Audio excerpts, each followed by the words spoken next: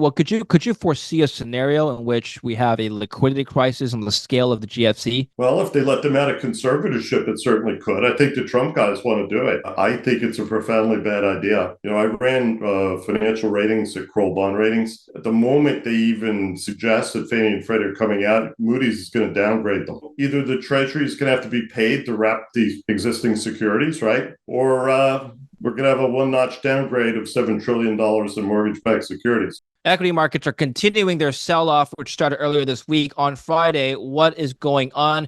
And what is going on with the credit markets? Well, our next guest believes that there are bigger problems at stake with the banking sector as well. He is Christopher Whalen, chairman of Whalen Global Advisors, and we'll be talking about his research and his views on the markets. Welcome to the show, Christopher. Good to see you. Thank you, David. Let's start by talking about current market news. So broad sell-off in tech, S&P 500, Russell, which was previously skyrocketing, as you know, is now taking a breather. What's going on? Why are we seeing a broad sell-off here? Well, the tech sector, NVIDIA, all the rest of it, TSMC. I used to cover the chip sector years ago as a banker. They had run so high. I made so much money on NVIDIA, and I finally got out. It kept getting to be too much of my portfolio.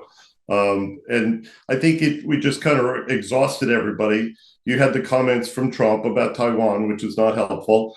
So that sector, we're not sure going into next year what the economy is going to look like. People are still afraid of a recession, even though we don't see really any hard indicators. So I think that's part of it. The financials, which I tracked, started selling off in May, the large caps. And again, the managers had done very well in those stocks. We had 60-70% year-over-year gains in some of these names because they had been sold off so much.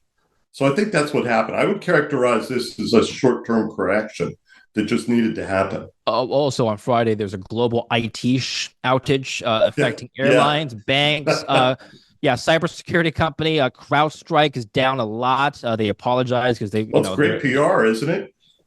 I don't. They say good publicity. All publicity is good publicity. I don't know about this one. Apparently, they had an update. It really negatively affected a lot of industries. I don't know if this is going to be a recurring problem or if this is going to be a prolonged problem that's going to affect markets. Do you have any thoughts on this? Well, I learned years ago as a technologist that you always test updates before you let them go out. And what everybody's going to do with this vendor now is that they're going to test the updates before we let them proliferate, because to just send them out like that is very risky, as you can see. So let's talk about some of the views you have on the banking sector. You told me offline that suppose we have actually mark-to-market securities at fair value, the entire industry is going to be underwater. Yeah, if you follow the 10-year Treasury bond, that's kind of a good surrogate. If you think about, the average coupon today in the banking industry is 3%. What is a 3% Ginnie Mae or Treasury bond yielding right now? And then look at the price. So you got a 20-point discount there, David. That's really from the 2020-2021 period when the Fed drove interest rates down. And many banks didn't realize that they should be a seller of production, Bank of America, for example, with single-family mortgages, and then just buy T-bills to ride it out. But everybody was told, inflation is transitory, yada, yada. Some banks managed, like JP, others didn't. And I think that's the story here. The industry's yield on loans is well over 6% now, but the securities portion of the book is a problem. And they've moved a lot of securities into held to maturity to kind of hide this ugliness in terms of mark to market, but it still has cash flow implications, obviously, for earnings. Before we continue with the video, I want to tell you about another way that we can protect our wealth. Now, even with inflation coming down a bit, the Fed funds rate still hasn't come down and is looking to stay that way for the summer, at least. This highlights the need for more diversification.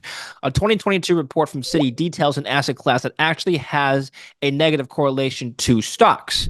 Forbes also notes that this asset class can protect your portfolio from inflation. Citi and Forbes are actually referring to blue chip contemporary art, which may sound like an obscure asset class until you consider that billionaires sit on 9 figures plus in art collections. Billionaires like Microsoft co-founder Paul Allen. That's why you should check out today's sponsor, Masterworks, their art investing platform, has distributed over $60 million in investor proceeds across 23 exits. You don't need to be an art expert or invest millions. Masterworks offers blue chip paintings as shares. Previous offerings include artists like Picasso, Basquiat, and Banksy, and they're nearing $1 billion in invested capital. Scan the QR code here or click on my link down in the description below for priority access. So, how at risk is the banking sector right now? Well, they are going to be spending more on credit. I wouldn't say that they're at risk per se. The Fed is providing a lot of liquidity, and they also have liquidity. You don't have the kind of demand for loans that they would like to see. So I think from that perspective, they're fine. But, they're going to try and move that yield on loans and other activities higher and higher because that's how they deal with the fact that they still own these securities. If the Fed cuts rates a point in the next 12 months, does that help this situation? Yes, but it really depends on where the 10-year Treasury is more than short-term rates. I'll give you another interesting measure, David. The spread between Treasuries and mortgage rates has widened over the past couple of years. As the Fed stopped buying mortgage securities, the spread has basically doubled out to about a point and a half today. So, everybody keeps talking about how maybe the banks will come in and buy mortgage bonds and tighten up that spread, which would reduce the cost to consumers, obviously. But it hasn't happened. So there's clearly, some things going on in the market that are not yet being, helpful, let's say. And so there's definitely liquidity issues in mortgages. Are you concerned about debts and the level of interest rate, in the sense that a lot of people, we're talking about corporates and private individuals, aren't able to service their debt going forward unless we get significant rate cuts soon? Oh, definitely. I think if you think of this economy as really a tale of two families, two communities, there's one community that's doing fine. They have higher income. They tend to have access to investments and real estate. So, the inflation and other factors have not been that bad for them. But the bottom half is the group I worry about because, half of households in this country spend more than 50% of their take home on rent. Half of households basically have no savings. So when you look at it from that perspective, if we did have another downturn, these people are going to take a kicking just the way they did during COVID. And the other thing I can tell you, David, working with a lot of big mortgage lenders, is that volumes are down compared to where they were a couple of years ago, obviously, right? We're not doing refinance business as much anymore. But a lot of families are being forced to sell their homes, just outright sales. And these are people who may have been behind on the mortgage, they may have been modified or had some other form of assistance, right? But ultimately, they decide because of the cost of the house to move. And this includes insurance and things like property taxes, which have gone up a lot. Because, we've seen home prices double in the last 8 years in many communities around the U.S., but that means the assessment for taxes is going to go up too. This is a report that was released a couple months ago by Alignable. It was reported on Bloomberg as well. 43% of small to medium-sized businesses in the U.S. can't fully pay rent. Okay, now this is a terrifying statistic. Let's assume that this improvement, or we don't see an improvement anytime soon. What does this mean for the commercial real estate sector? Well, commercial real estate is a risk to the banks. Going back to your earlier question, it's a slow drip, though. We're going to hear it slowly, because it's a private market. It's an institutional market where consumers aren't involved. So you don't tend to hear about it as much. Although if you read The Real Deal and publications like that, my God, every day we have a major commercial foreclosure. The haircuts on these assets tend to be significant. 20, 30, 40%, depending on the situation. But the use case change, David, what we do with these properties is so different than it was a decade ago. And that's driving the price problems. So when the price of the building falls, guess what? The lender wants more equity in the building, and they probably want a higher interest rate if they roll the mortgage. You're seeing that in a lot of communities around the U.S. Consumer, it's a maybe next year problem. That's the difference. Well, let's talk about this debt maturity issue. Now, I saw this chart here. I'll share this with the audience. $9.3 billion, or trillion dollars rather, $9.3 trillion of U.S. debt expected to mature in the next year. Yep. Supposedly, they need to refinance at new rates. Right? This is a problem. How are you interpreting this stat? Oh, I think it is a huge problem. A lot of paper that was issued when interest rates were extremely low is coming due now. These tend to be anywhere from 3 to 7 year deals, depending on what it is. A lot of leverage buyouts, private equity, etc. These are going to be difficult deals because in some markets, the activity for the company or the industry has fallen. And then you have expectations by lenders, which have changed dramatically in terms of cap rates and that sort of thing, which is basically when the investor wants to get their money back and at what interest rate. So all of this factors in, and it puts a lot of pressure on asset prices, downward pressure on asset prices that we haven't seen in a long, long time, David. Think about this 50, 60, 70 years before you and I were even born. These assets in major cities have been going up in value. And every 7 years, they would roll the mortgage, and sometimes they would take cash out. So a lot of these properties are actually cash centers for the developers that own them. Now they're eating cash because if the building comes due and say it was refinanced in 2020, well, guess what? The lender is going to want to double the interest rate, and they're going to want more cash. And by the way, we had to make concessions to tenants. So our rent roll is down 30%. And when you do the math between the cap rate and the rent roll, guess what? The building's value has been cut in half. Well, do you see the economic conditions in the U.S. improving to the extent that people no longer need to be concerned about meeting rent, lower demand, Yes. so on and so forth? Yes. Well, no, I think it's a huge problem. If people have expectations of, basically just being given a moratoria every time they get into financial trouble, that's not a healthy situation. Because eventually these people are going to default. We have a lot of loans, both commercial loans and consumer loans, that have basically been modified or have had, been put on interest only or something of that nature. Right. So they haven't, quote unquote, defaulted yet. But in fact, they are in default. But The obligor is having trouble. do you see consumer spending picking up to an extent that it will help these businesses? No, no. If anything, consumers are going to be more cautious going into next year. Why is We that? had a lot of accumulated cash for a Hmm. variety of reasons. And as that has slowly been consumed and we've kind of gone back to pre COVID, you're seeing more stress than we saw in 2019. So I think consumers, because of higher costs across the board, are going to be pressed in terms of that free dollar that they have at the end of the month that they could use to take the kids out for dinner or something. That's the difference. Unemployment rate ticked up to 4.1%. This is the highest reading since 2022, Right. 2021 rather, 2021. What's next, do you think? What's your view on the labor market? You could see unemployment continue to go up as companies tighten their belts. That's between getting rid of office space and firing people, they kind of compete in terms of popularity with the corporate manager set. All managers are expected to get rid of office space, which is not helpful. But I wouldn't be surprised to see unemployment rise. I think this economy has been stressed in a lot of ways. And for small business, like you said before, that to your question, it's extremely difficult. What do you think the average small business in New York City makes? They're lucky to gross over $100,000. So given the cost of rent and everything else, the inputs that go into that business, what's left for them? Right. I have friends who run liquor stores and small grocery stores in New York City, so I'm pretty familiar with the economics. When Well, COVID happened, that was a yeah. disaster. They had to lay off half of their people. I wonder how much of these businesses that formed, I guess, after COVID, are just, I guess is this normal for a lot of small businesses to go under? This is just part of the cycle. Yeah. The Yeah. attrition rate is quite high in the small business community. 50% is not unusual.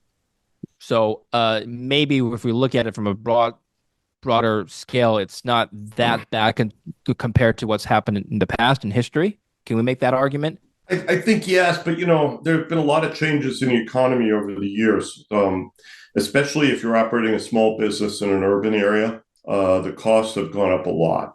That's a big change. People who operate in the suburbs, not so much. I mean, to give you an example, I'm in Westchester County, New York, affluent area, but the cost of running a restaurant here is probably a third or a quarter of what the same square footage would be in New York City, with a lot more aggravation too, by the way.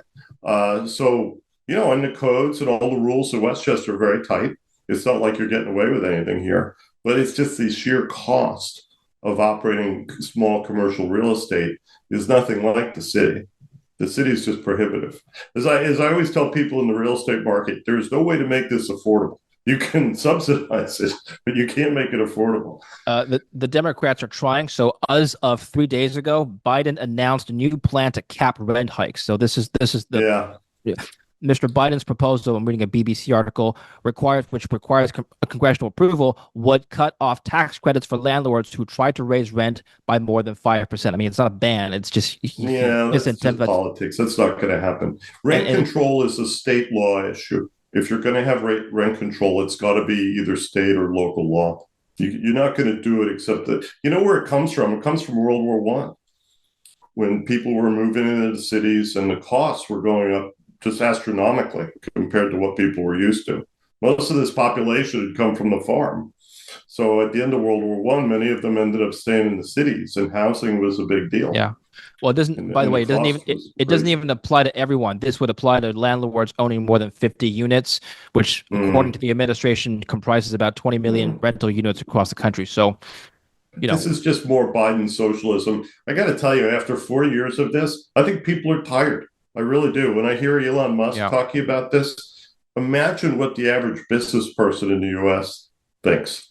Imagine what the average mortgage lender in the US thinks after 4 years of Joe Biden and the crazy people that have been running housing policy in the US. So I think Americans are desperate for a change, to be honest with you. Well, what's your take on the U.S. affordability issue of homes? How can the country make homes more affordable to, I guess, this next generation? Well, the cost of quantitative easing, what the Fed did during COVID, is much higher home prices. Also, the supply issue contributed greatly to this, right? Now, unlike when I was a kid in the 70s, when the Fed forced down housing prices and literally watched them fall 20%, today the Fed is not willing to do that because of the implications and the deflationary risks that you run if the value of home collateral falls that much. Remember in 2008, a lot of securities that were supposedly, backed by a house were cut in half for years. And so I think even though it would be great to let home prices fall so that younger families have a chance to get in, my parents' first house was a fixer-upper, right? That's how you buy a house. But young families aren't getting that opportunity now, David, and that's a real shame. Chris, the latest inflation, let's talk about inflation now. The latest inflation data that came out for June showed that month to month prices overall on the aggregate actually fell 0.1%. Now, overall on on an annualized basis, inflation is now 3%, down from 3.3%. Is this trend going to continue? Are we eventually going to see deflation, perhaps? Well, you have deflation in commercial real estate now. You can have both. I think in terms of housing and other services for consumers, I would not hold my breath waiting for prices to go down. Food, probably not. A lot of producers took the opportunity to raise prices in the last couple of years to regain what they had lost earlier. So they're not going to give that back. But we'll see. If you had a serious recession where you had 3 or 4 or more quarters of negative economic activity, that might force prices down a little bit.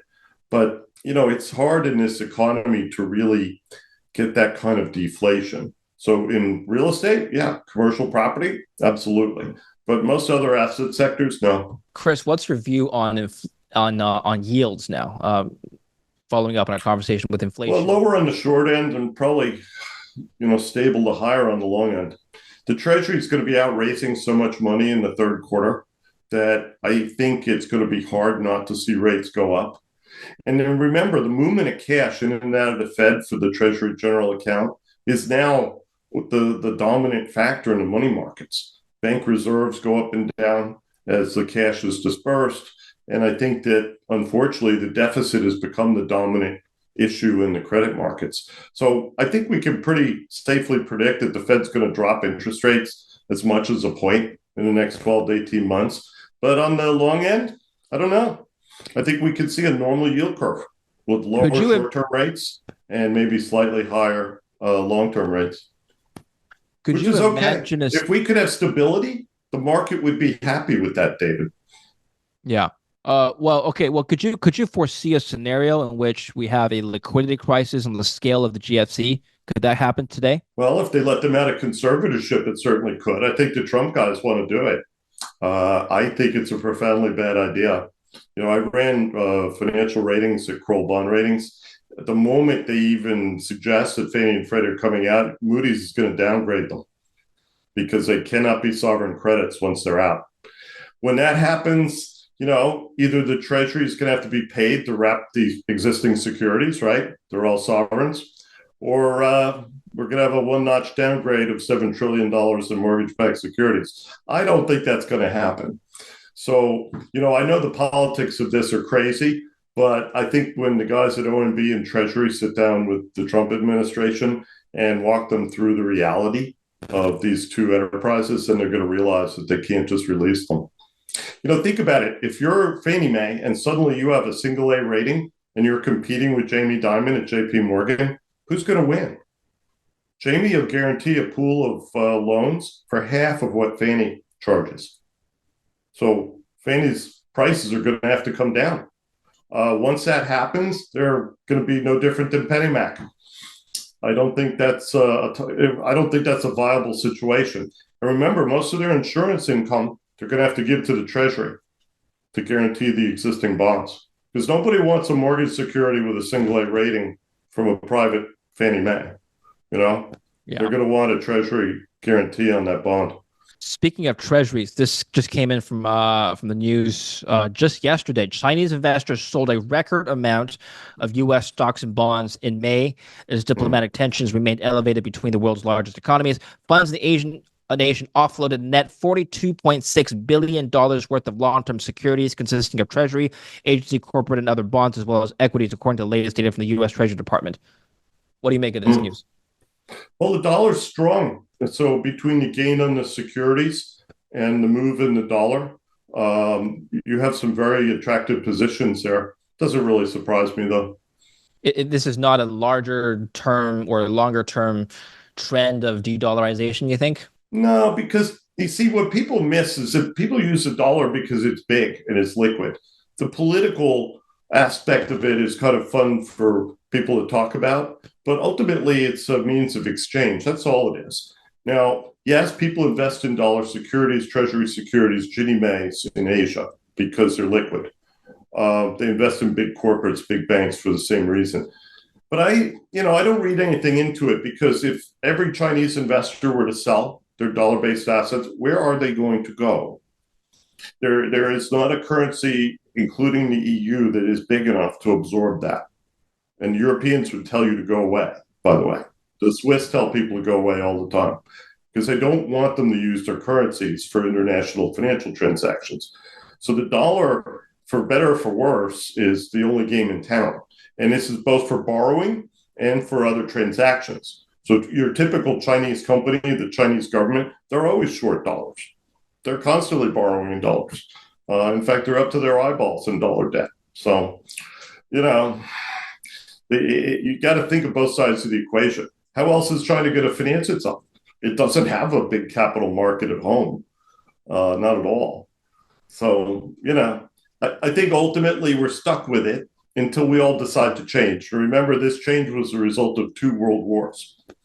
The pound sterling was the world currency at the beginning of World War One. By the end of World War One, the dollar had taken over. And then the U.S. financed the rest of them for the next 50 years. We forgave most of their debt. The English paid back their domestic war debt, but they didn't pay us back. Well, that's a good point. Speaking of the dollar, Trump's running mate J.D. Vance says the dollar is too strong. He wants to weaken the dollar for a variety of reasons. Do you agree with this particular viewpoint? Well, I don't know that the U.S. needs to have a dollar policy. It sounds like he's channeling John Connolly from a long time ago. I think it's, American firms are not uncompetitive at this dollar exchange rate. We shouldn't worry about the low end. We should worry about the high end, which we dominate. So I don't know. I think it's always dangerous for politicians to talk about the dollar.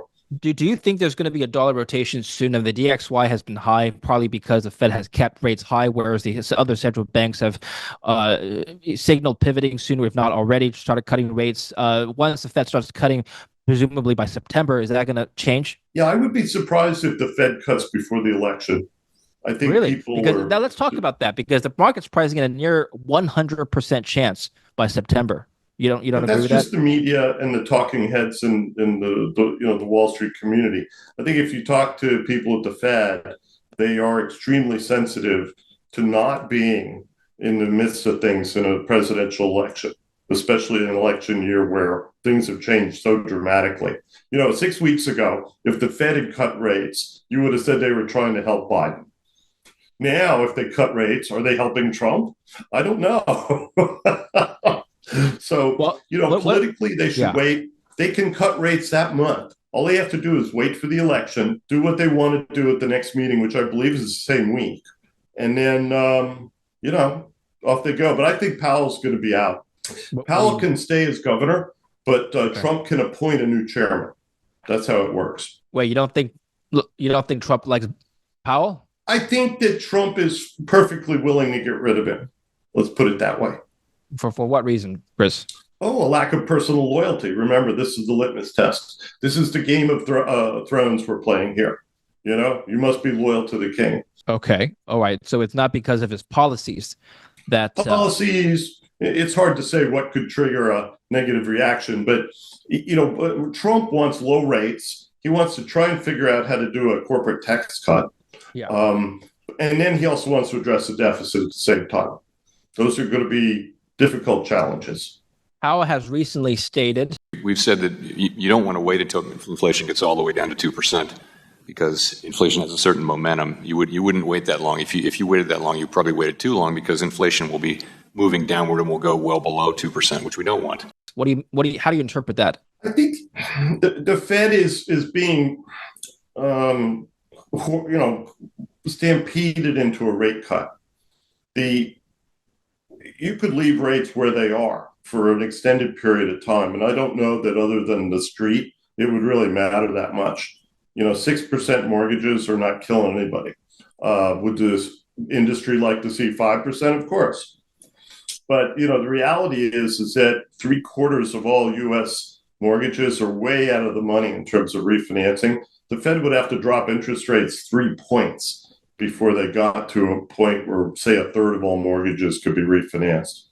So I think that from the rate perspective, only certain parts of the economy are going to benefit if you drop short-term rates. But the rest of the economy is not going to change much because I think we are looking at normal now. I think the floor in interest rates is probably 3 to 4%. I don't think they ever want to go down to zero again because of the negative effects. The distortion in the housing market, for example, was just ridiculous. So, I think the costs have certainly been recognized by people in the Fed. The chatter in the community, you have a lot of economists who have to predict what's going to happen in the future. But I thought it was funny that the Goldman economist has been out there with July and then September rate cut. And David Solomon said, no, there won't be a rate cut till next year. I believe David. Because he knows people. Is that? No, he runs an enterprise. I think the ebb and flow of the credit markets, when you watch people trade every day and you see the issues they have to deal with, certainly would we like to see rates a point below where they are? Absolutely. Let's talk about that. So suppose you and David Solomon and some others are right. We don't get a rate cut till next year. Markets are pricing in one rate cut by September. They don't do that.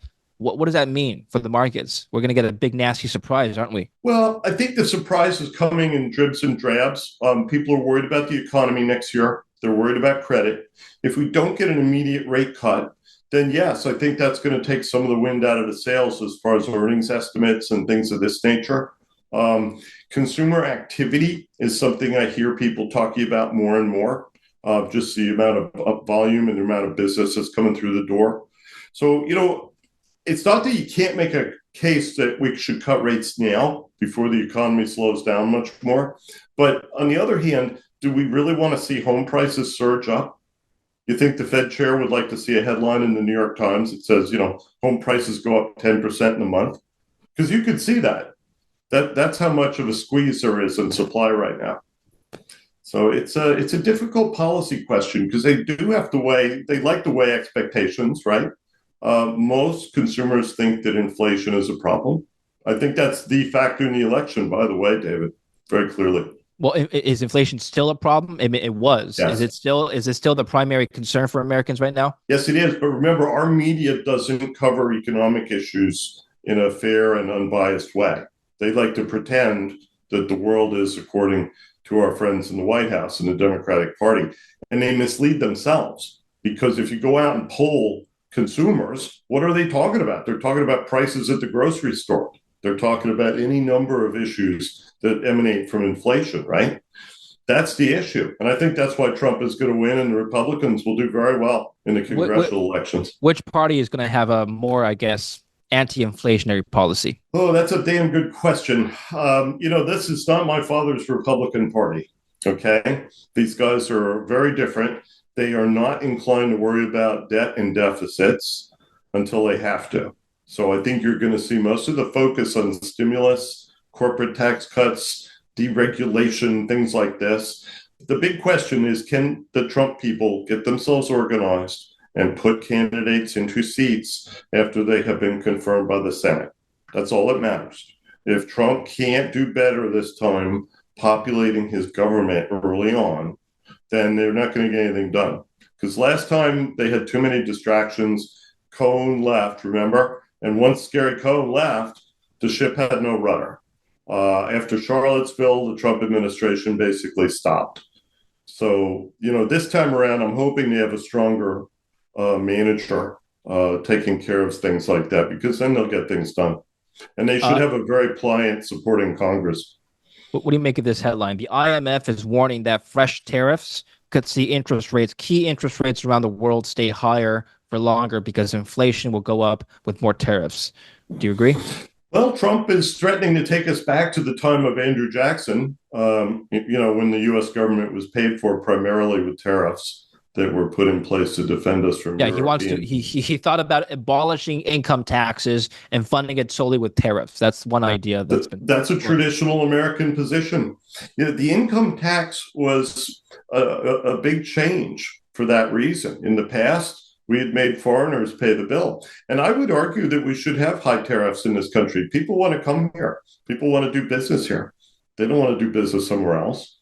So we should take advantage of that fact. But I do think eventually we're going to have a national sales tax. I would like to see us get rid of most of the income tax, other than, perhaps some sort of punitive tax on billionaires, and then just move to the point of sale. Because that's where the money is, David. You want to finance this country, you got to go to where we sell stuff. And then you have no problem then.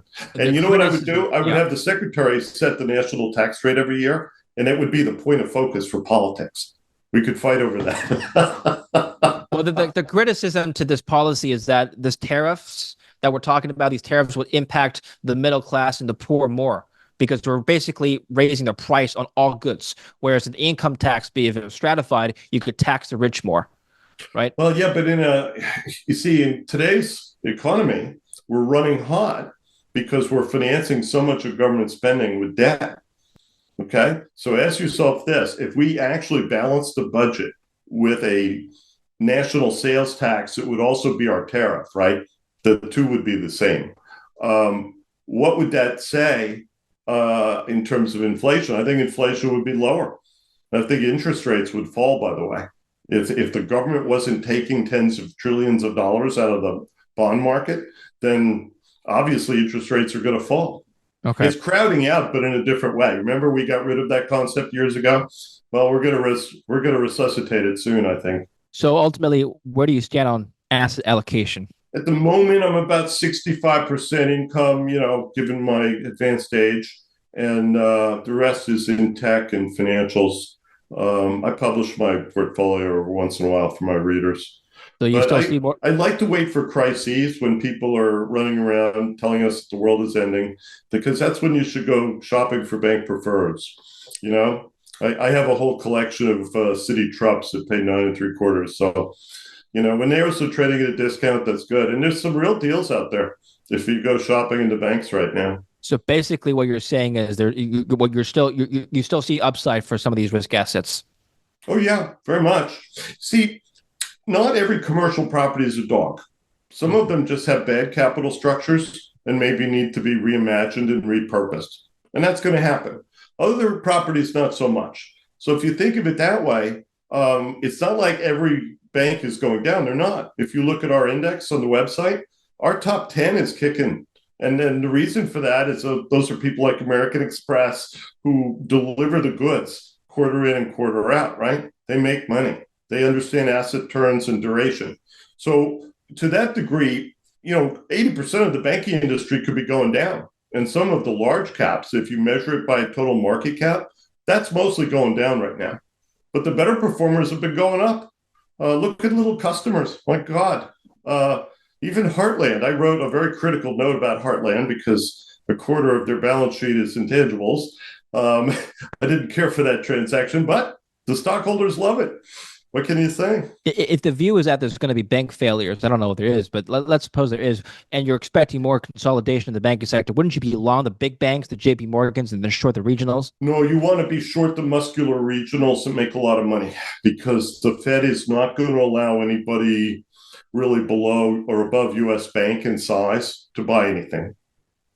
Jamie took out Republic because he had to. He was the warehouse lender for those guys. For First Republic, he bought a lot of their production along with the folks at Redwood. So he knew the bank. He held their collateral. He was their clearing bank. It was like Bear Stearns, remember? Nobody else was going to buy Bear except for Jamie because he held all their collateral in their clearinghouse. So I think from that, said, if you're looking for M&A stories, you want to look from about US Bank, PNC on down, Truist, all the rest of those guys. Look at Fifth Third, who's been performing very well. They're in our top 25. And I think what you're going to see there is that the banks that execute better and have lower efficiency ratios, look for that. You want to see a bank with an efficiency ratio down in the 50s, maybe the high 60s at most, because that shows you that dollar for dollar coming in the door, more of it's going to reach the bottom line. Okay, Jamie's in the 50s. He has been setting a blistering pace in the industry in terms of operating efficiency. Well, so that's what I look for. I look for operators who have low loss rates, who can resolve loss. And then, there are some banks out there that have teams that are just set up for M&A. The guys down at First National in Charlotte that bought Silicon Valley, they have a standing deal team ready to go. So, FDIC, when they see these banks getting into trouble, they're going to reach out quietly the way they always do. They're going to sell the bank, and then they're going to announce the transaction. That's the way they usually do it. 40 years ago, there were 14,000 commercial banks. Now there's about 4,000, according to the FDIC. This is the longer-term trend. Is that going to continue? Yes. It's good to see new banks coming in. The U.S. still has a market where you can start banks. Many markets around the world, it's not possible. Europe, no. So it's a healthy thing to see new banks, and it's a healthy thing to see consolidation. If you look, David, from about 10 billion in assets on up, that whole segment is going to probably consolidate by half. And where you're going to see is little 10 and $20 billion banks turning into 50 billion, $70 billion banks. And that's good. Those banks are going to be able to do much more activities. When you're little, they put a lot of restrictions on you. But as you get larger and you demonstrate that you know what you're doing, the regulators give you more leeway. Why would you as a consumer want consolidation? Wouldn't you want more competition for products? You do, but it's really a more interesting question. It's an operational and technology question, is how many banks do you need in order to cover the consumers in a way that they want? Most consumers don't go into bank branches anymore. They sign things with DocuSign. So the whole consumer finance industry is now set up for remote processing. You acquire the lead, you document it, you close it. They do it all remotely now. So in that sense, you've seen the big guys shedding branches. Capital One even has been getting rid of a lot of their retail branches because most of their business is online. And in fact, you've seen a lot of lenders get rid of old retail brick and mortar networks, and they just go to the call center now. So they'll buy loans from other firms, and then they have a very robust call center and website presence that helps them acquire leads. That's the future of the industry, really. So, you know, if a branch, in order to be profitable, think of it this way: a branch has got to be big. You've got to have a lot of deposits in that branch, probably commercial deposits. My branch for Bank of America is 57th and Broadway. Think about how much money that branch has to have to be profitable at that location, with half a dozen people inside every day. So that's the economics of banking today. It's really changed quite a lot. But look at, some of these banks have these tiny branches now that'll literally have like room for 2 people in them. But it works. They use remote branches. But I think the wave of the future is like everything else, David. It's on this phone. This is the branch, Actually, before we go, since you brought up your phone, what do you see DeFi and cryptos in this equation? Do you think we'll get more unbanked people just going into self-banking? Well, crypto is an alternative world. I have friends in Lebanon who, for example, use crypto to pay for everything. And in that case, they don't have a government and they're basically on their own. So it makes a lot of sense. Now, in the US, if you're on the grid and you use crypto, you're going to be identified immediately by the tax authorities and everybody else as being quote unquote risky. I think what's going to happen here is that, you have Vance as Trump's running mate. He's very favorable towards crypto. But I think most people in Congress are not willing to bless this unless it's some kind of stable coin. So if you separate it from, a means of exchange on the one hand, which was supposed to be what Bitcoin was, right? And then it's used as a speculative vehicle. That's kind of the policy question. How do we parse those two things? Because, in my world, FINRA, everything involving crypto is bad. If you're involved in crypto, it's a disclosure issue. You have to come in and tell them exactly what you're doing with who. You have a know your customer obligation. And that's really I'll give you an example. There's a bank in Bermuda, a group that actually got a banking license, the first banking license in Bermuda in 35 years. And the Bermudan authorities have passed a law which is very friendly towards crypto assets, but nobody has come forward to fund this bank. Think about that. I mean, it's all above board, but for a lot of reasons, I think the know your customer and the offshore aspect of this is still problematic because they know that U.S. regulators like FinCEN are going to be all over you day one. That's why the big shops, BlackRock and some of these guys have been playing with crypto. Goldman plays with crypto, but it's still an issue in terms of compliance. That's the problem. Because if you do a transaction with somebody who's on a bad list somewhere, you have a problem. Yeah. You have a big problem. That's right. That's what happened to Binance CEO. Anyway, let's end it here. Thank you very much for your thoughts. Great discussion. Where can we learn more about you, Chris? I'm Christopher Whalen. I publish The Institutional Risk Analyst. I also write a column for National Mortgage News, in case you're interested in that. I'm active on X at RC Whalen, and love to hear from you. I've got books coming out and all sorts of things going on. So thank you. Well, thank you. We'll have you back again to talk more economic news. Plenty more to talk about before the election, I'm sure.